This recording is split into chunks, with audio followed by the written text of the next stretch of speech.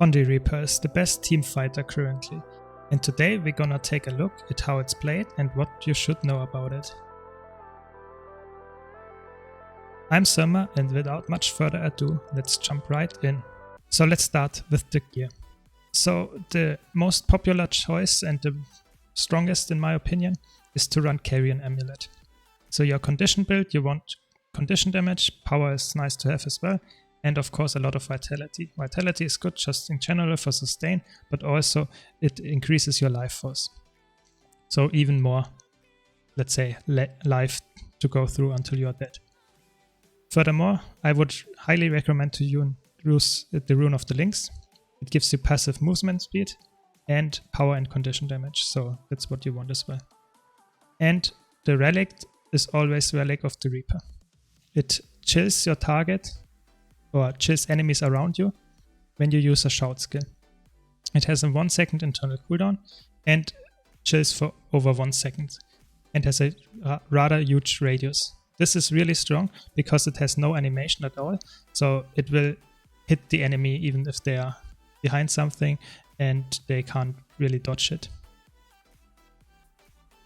And we get to the skills later, but you have a lot of shouts, so you trigger that really often.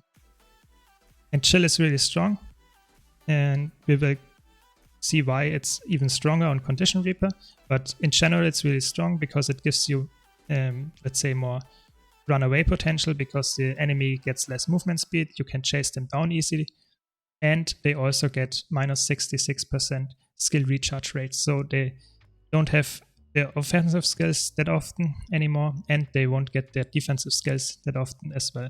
So it's a really, really strong condition, and you apply it so constantly that some builds just get killed by the chill itself. For weapons, we have Staff and Pistol Torch. Pistol you can replace with Scepter, that's the second variant of this build. I will first show the pistol variant and then explain why you can swap to Scepter and when it's better. So Staff is really strong. I will explain the skills later, but in general, it's your defensive weapon set. It also has the exposure sigil on it and the energy sigil. Energy is really strong because if you swap, you get some endurance back. Exposure is there because you want to cover your conditions and deals some more damage with the vulnerability. And you have a lot of conditions here. You have chill, poison, bleed, fear. So if you cover that with vulnerability, it's even harder and you get a lot of conditions on the enemies, so it's even harder for them to cleanse them. The pistol weapon set is your offensive one. It's rather projectile heavy, so if the enemy team has a lot of projectiles, you should be aware about this. Projectile hate, you should be aware about this and be really careful. And the auto attack does just some damage and bounces. That's why it's good, and you have a lot of CC. That's why you want to use Sigil of Savagery, which gives you more stun duration and also some more damage against stun foes. Furthermore, you want to have Sigil of Doom just to get more poison application on your weapon swap after that. So some people run Rabbit Amulet to get a little bit more toughness because it's quite power heavy, the meta. But in my opinion, it's really important to increase your life force pool, and therefore vitality is the best option. Could also change the relic to, for example, Relic of the Demon Queen, which will give you some more poison application on interrupts or disables. And most importantly, will also reduce the healing enemies receive from minus 33% healing when they have poison to minus 50%, which is really strong in some situations. For example, if you want to be sure that an enemy that is in down state can't be rest by a signet or by hand rest, you would run this relic and apply poison, and you're pretty much sure that it won't be rest. But I feel like the Relic of the Reaper is so really strong that you don't really have a choice. This one is so good. You would lose so much defensive and offensive capabilities from not running this, that I will always choose this one. So Now, let's go to the traits. So you run Curses, Death Magic, and Reaper. In Curses, you get some more bleeding duration and some bleeding on critical hits, possibly. So you run Carrion Amulet, so you don't crit that often. If you run Rapid Amulet, it's a little bit more important. Then Plague Sending is really strong. Every attack after the first attack after you enter Shroud transfers 2 conditions. So you have some condition cleanse there and also some back pressure to the enemy. Furthermore, you get some Fury when you go in the in Shroud, just nice to have, and you have a little bit more precision. Shroud skill 2 will convert 2 boons into conditions from the enemy. It will after it lands, so you have to do the Shroud skill 2 first, and now it will convert it. So that's really important that you are aware of this. And it's AoE as well on this skill. So it's really strong. Then you get more crit chance for the force conditions, and you get more condition damage based on your precision. That's not that strong because we don't have that much precision. Then, if you run Pistol, you will run this trait. You will cast Lesser Enfeeble when you go into Shroud, which will apply some weakness and bleeding around you. It's really strong, even though after the nerf it doesn't remove any boons anymore. But still, weakness is really strong because weakness will not only decrease the endurance region of the enemy, so they can't dodge that often, but furthermore, they will also have a chance to fumble their attacks, so their damage is really, really decreased if they are power built. Furthermore, critical hits inflict weakness, so this is really strong. Every time you crit, you will also inflict weakness. This is really strong. It has a 10-second internal cooldown, but still, it's really good because, like I said, weakness is a strong condition, and you also use it as a cover Condi because this build applies a lot of different Condis. It's really hard to cleanse them all. And that's it for Curses. Now to Death Magic. Death Magic gives you Carapace stacks when you enter Shroud. Carapace gives you toughness on condition damage, and with this trait, it increases power as well. Then your passive life force is increased when you kill enemies, or enemies die next to you. When you go in Shroud, you will lose some conditions, and also every few seconds. And every time you remove a condition, you will get some more Carapace stacks. So that's really good because Carapace is not only defensive but offensive as well. So you have a lot of condition cleanse via this trait, also some Carapace stacks. Furthermore, you take reduced condition damage when you have 10 or more Carapace stacks, which is good.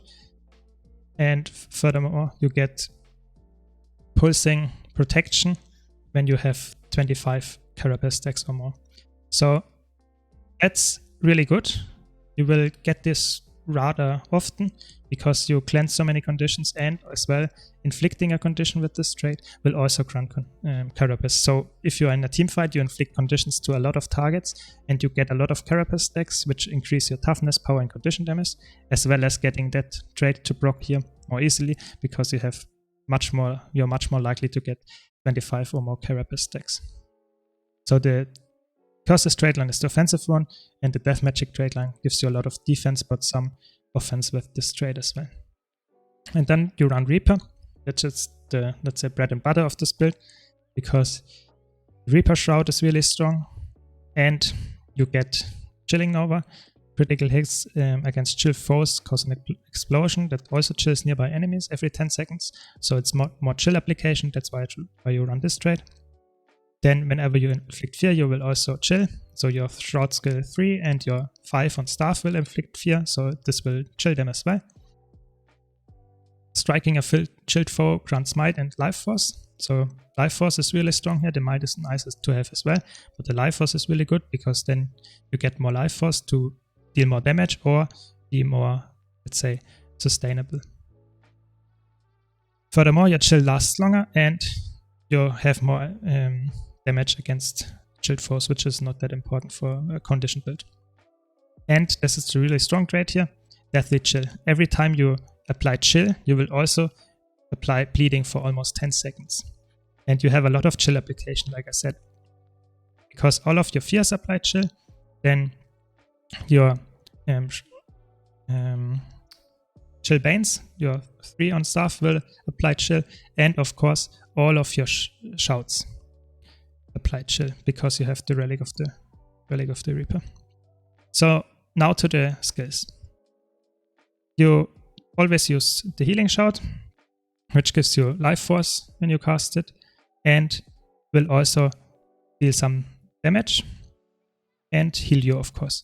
And every time you hit someone with it, it will heal you more, give you more life force, I mean, and is also further enhanced if you hit it in melee range. Then I would highly recommend to use Spectral Walk. It's a really overloaded skill. It's a stun break on a 50-second cooldown. That's quite long, but it will also remove conditions for 10 seconds after that. So every 2 seconds it will remove conditions, which will then give you life force. So that's by itself really strong. Also, it will give you some movement speed for the next 30 seconds. So you can disengage more easily. But what's really strong about this skill is that you can juke some enemies with it, and what's really good, it's your mobility skill, because Necromancer doesn't have that much mobility, so you're often the target in team fights.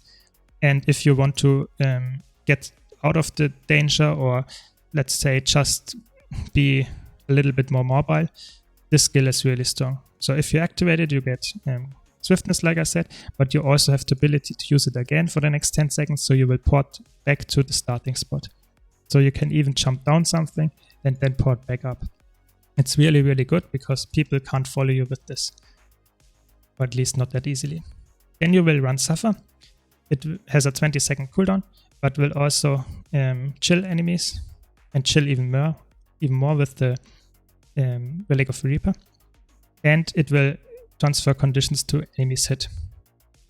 And if it's in melee range, it will transfer even 2 conditions. Nothing Can Save You is a really strong one because it will also apply chill and vulnerability and remove 2 wounds, is unblockable, and will give you 10 hits that are unblockable after you hit some enemy with it. So it's really strong. And you get the 10 unblockables even if you don't hit someone. So it's really good to interrupt some block skills like Warrior Shield 5 or Mesmer Shield 4. So you can cast this even if you don't hit it. You can then cast your Reaper's Mark to interrupt it because it's unblockable after that. And then you use Chill to the Bone, which is a really strong one. It has only a 48-second cooldown, and it will chill. And it will stun the enemy for 3 seconds and 4 seconds if it's in melee range. And if you hit enemies with it, you will get stability and quickness on melee and stability in general. So it's really good. And it's a really, really strong skill. Gives you a lot of, let's say, stun potential, because it can hit up to 5 targets. So if you hit it really good in a team fight, the enemies are most likely dead after that. And let's say I have some more comments on that later when we get to the gameplay section. So for the weapon skills, your staff auto attack is really bad. It just gives you some life force.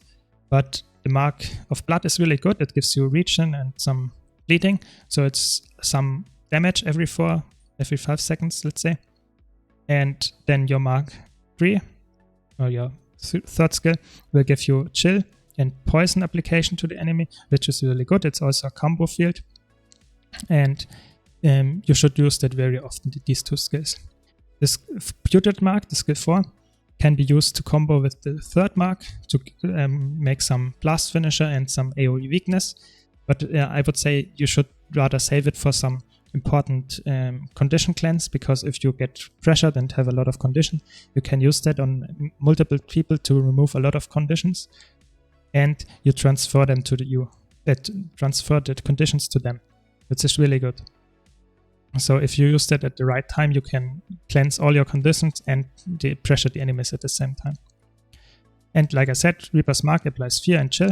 So it's really strong. It will get some damage out, but most important, it will interrupt the enemy's attacks.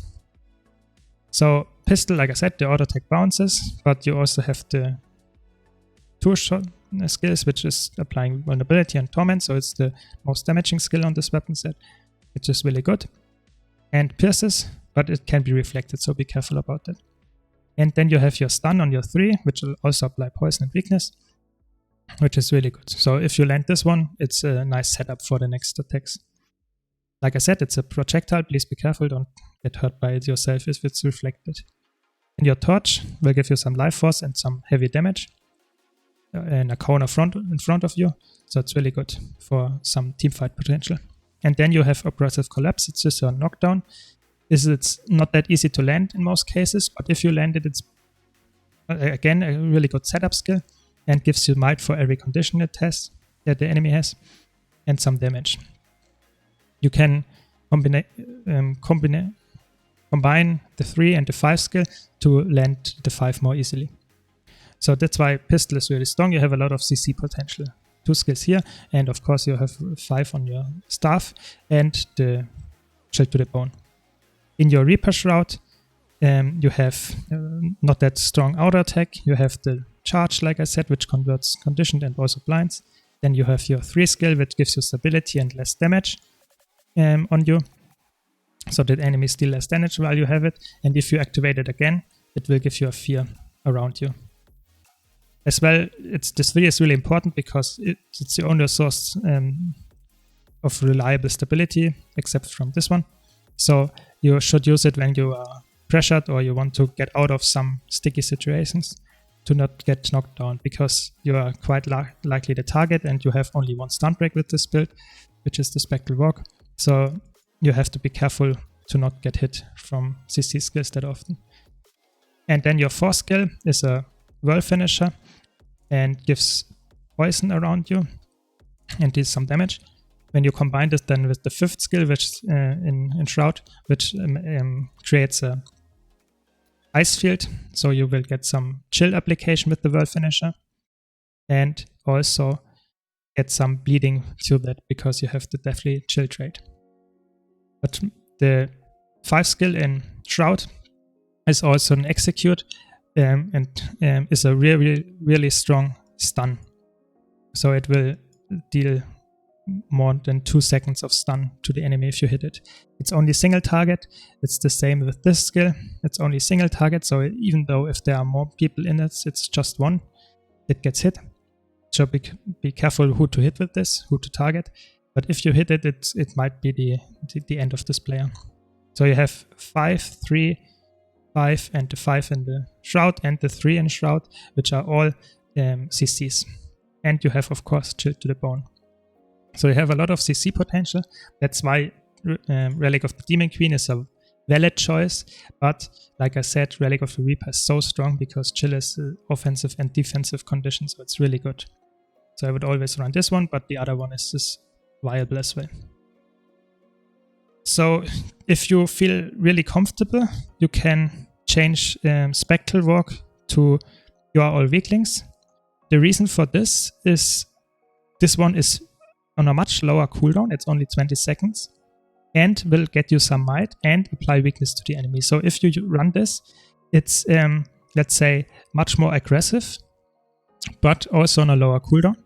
And furthermore, it will apply chill because it's a shout.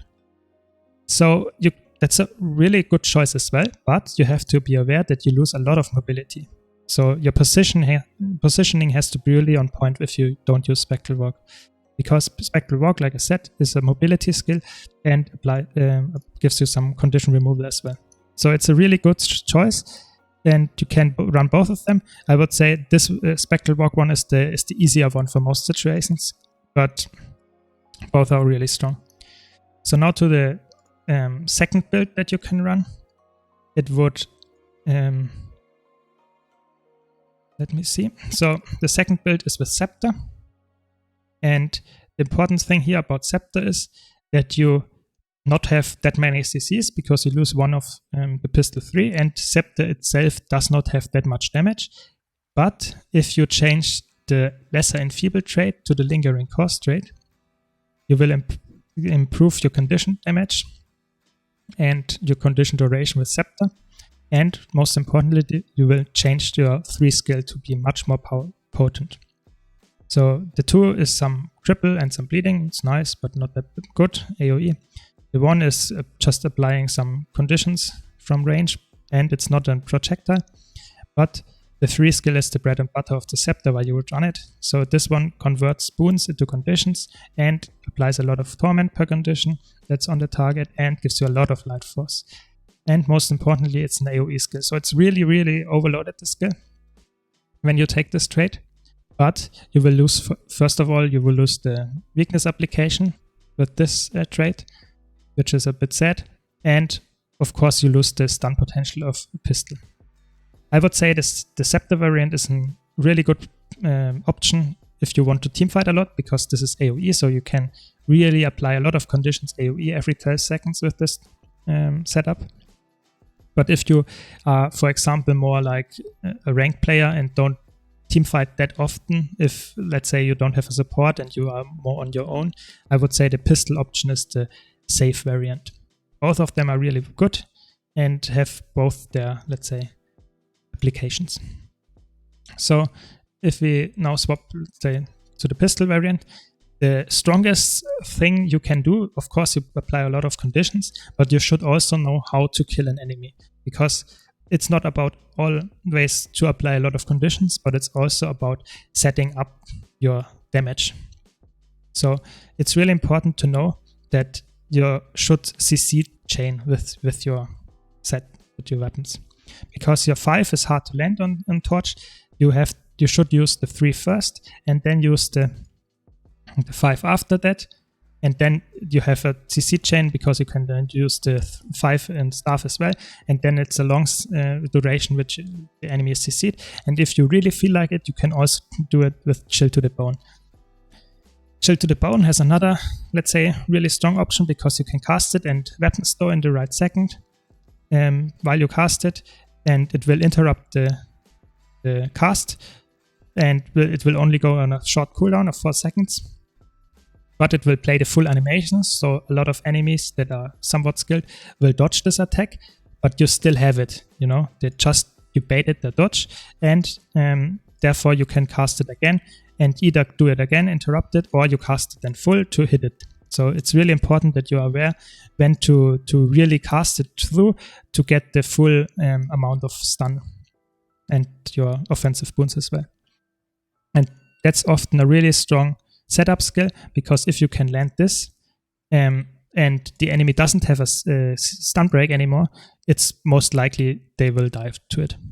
So if you can bait with your, let's say, shorter cooldown CCs a stun break and count the stun breaks they still have left, so a lot of builds just have 1, 2 or maximum 3 stun breaks. If you count them and their dodges, you can really reliably land Chill to the Bone.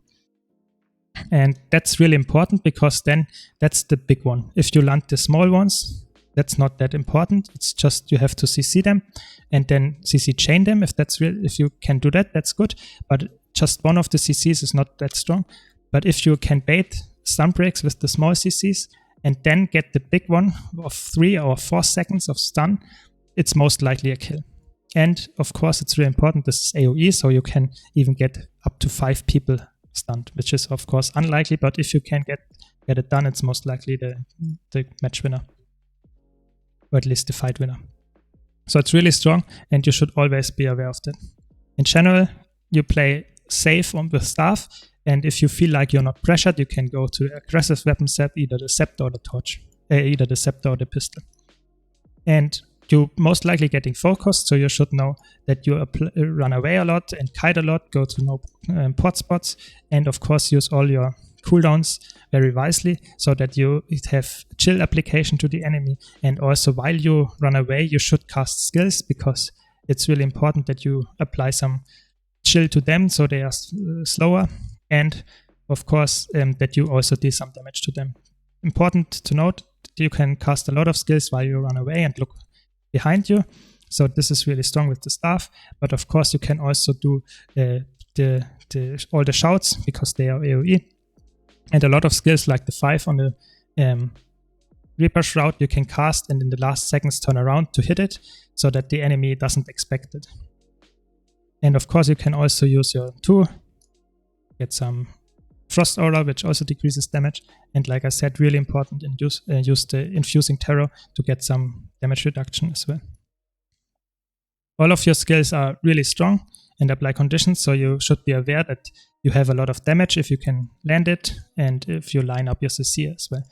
But like I said, you will be hunted most of the time because you're quite a squishy target, even though you have so much life force. You're not that mobile, so you will be easy to hit, and you don't have that much counter pressure if you do not know what your skill do. And a lot of skills apply conditions, so your counter pressure is somewhat delayed.